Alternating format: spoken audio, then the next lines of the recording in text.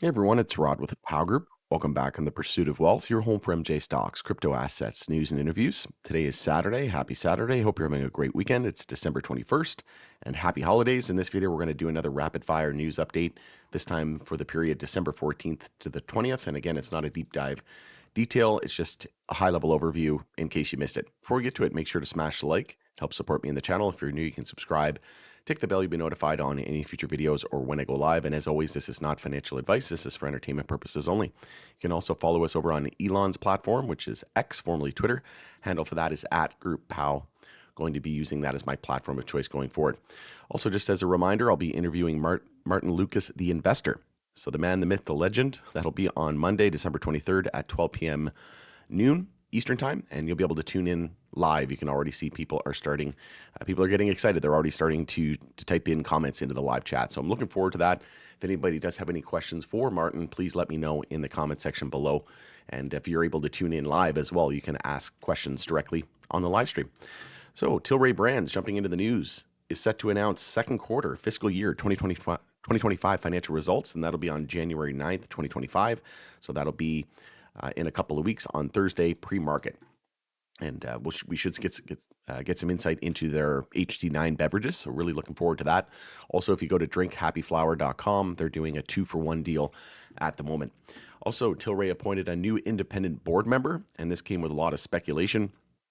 So Tilray announced the appointment of Stephen M. Cohen to its board of directors effective immediately. Cohen will serve as a Class 3 board member until 2027 annual meeting of stockholders.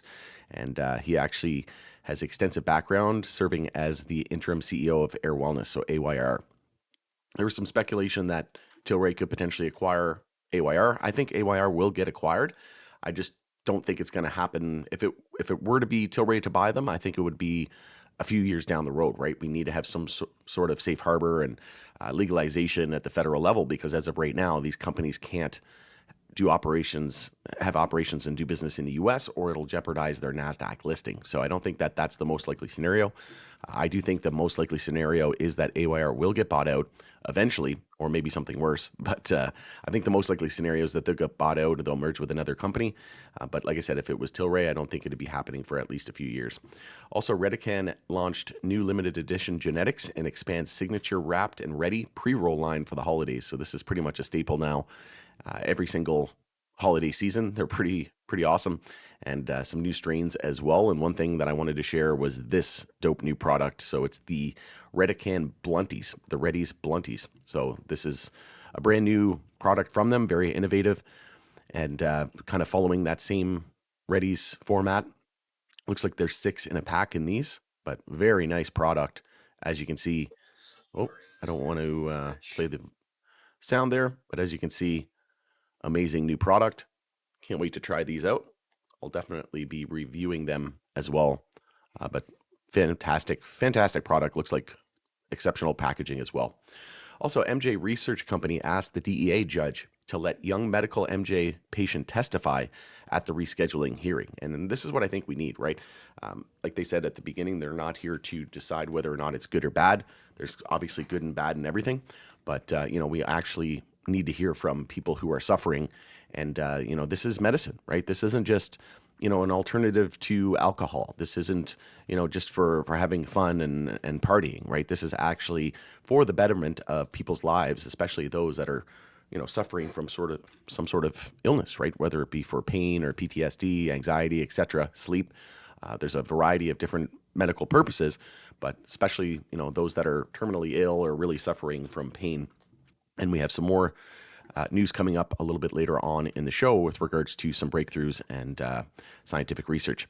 Canada announces plans to reform excise tax in 2025. So this is exciting. This came from Business of MJ. I posted a video on this as well, so you can check it out for more details. But essentially, they're going to be getting rid of 13 separate stamps for each province and territory, and they're going to have just one national stamp. And this is going to help cut down on costs and administrative burdens. I think this is the way to go. And we could see, and potentially in February in the new budget, we could see an improvement to excise taxes. This is something that they have been identifying. They came out with dozens of reasons what there was 54 recommendations on how to improve the country's adult use market, and including making changes to the excise tax rate. So I think that will inevitably happen at some point in the next couple of years, whether it's 2025 or 2026. That remains to be seen. Anybody's guess is as good as mine, but I do think I've been on my channel multiple times saying that I think it'll happen sometime around the same time that rescheduling happens, because that tax burden would be 280E going away, right? That punitive tax that these U.S. producers are having to pay. So I think that it makes a lot of sense that excise tax in Canada would improve and be lowered around that same time. But let me know your thoughts and opinions on that. Organigram reported fourth quarter and fiscal 2024 results. If you haven't seen that, you can check it out. But essentially, they just acquired Motif, and that made them the largest producer in Canada by market share. And they're eyeing global growth as well after that acquisition. So they're making a lot of moves here. They have the partnership with BAT, British American Tobacco, and they're looking at the U.S. market as well. But fiscal 2024 net revenue, $159.8 million, and they had improved EBITDA as well. So their adjusted EBITDA of $5.9 million, or 13% of net revenue. So it became Canada's largest MJ company by market share, as I mentioned. So if you haven't seen the details from that report, you can go ahead and check that out.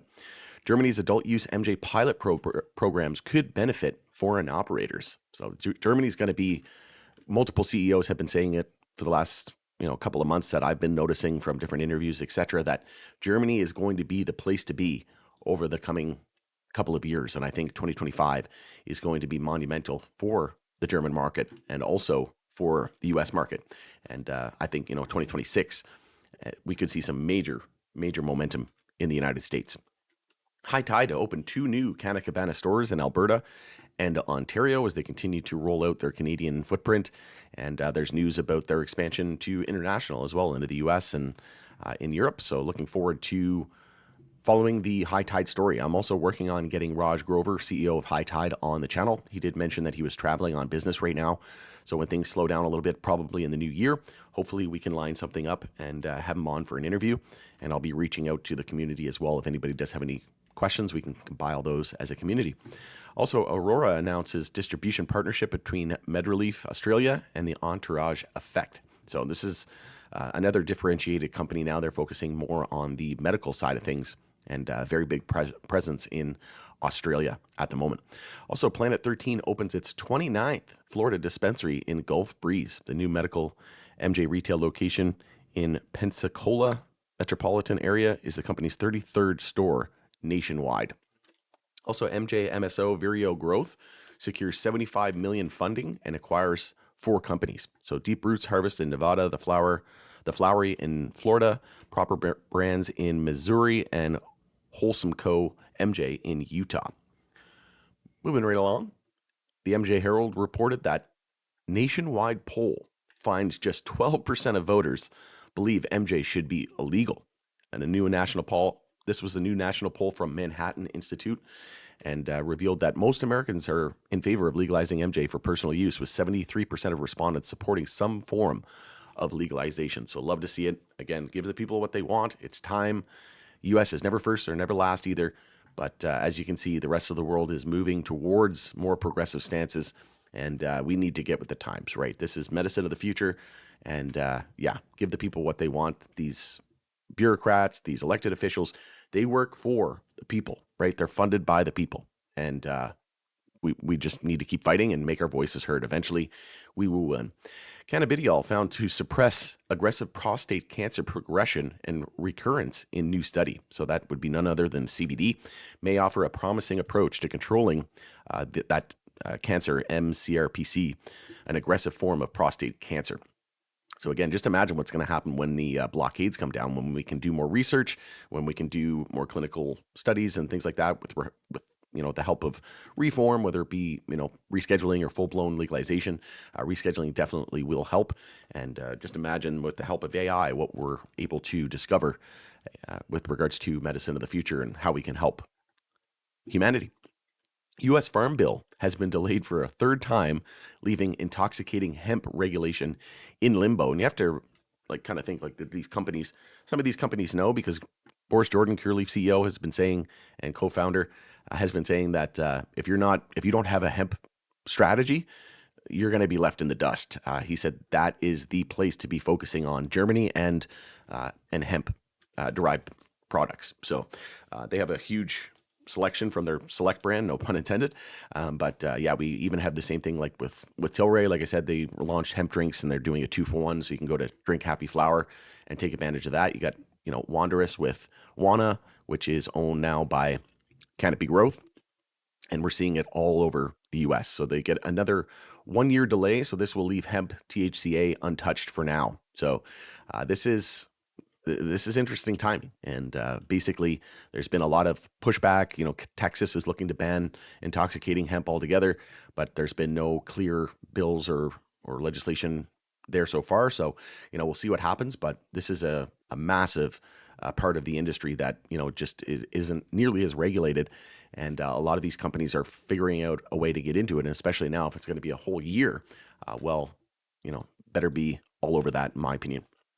Pennsylvania lawmaker expects vote on MJ legalization bill in early spring 2025. And that's generally, the seasonality for the sector.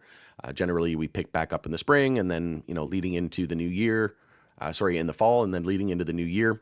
It's kind of a, we start to see a rebound, usually some sort of, state legalization, or whether it be, the federal presidential elections every 4 years, but it's usually that seasonality effect.